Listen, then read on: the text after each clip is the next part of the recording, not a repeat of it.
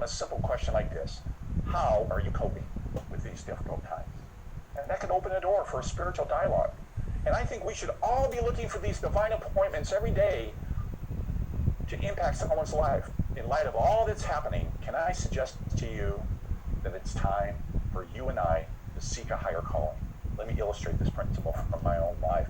I told Pastor Edmund Chen in a text last week that God has a sense of humor, because he took an illiterate high school kid like my father, Norm Geisler, from Detroit, Michigan, made him into a scholar that impacted a whole generation of Christian leaders, and he wrote over 100 books.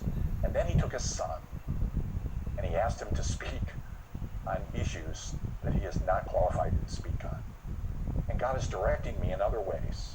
I'm now talking to one of the top atheistic scholars in the country, and I'm trying to help him find his way back to God.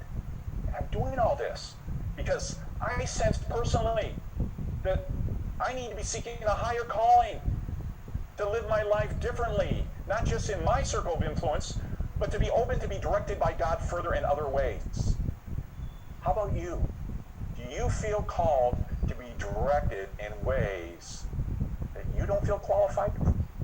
Pastor Edmund taught me there's a difference between a designed life and a directed life. And I believe we need to be willing to be directed by God in ways that we didn't expect. So what is God directing you to do during this conference? What priorities does God want you to realign? I personally have never felt qualified to do anything that God has asked me to do, but I've been obedient to do what he's asked me to do.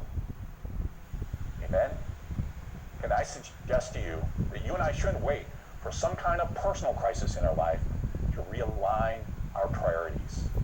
Isn't it time for you and I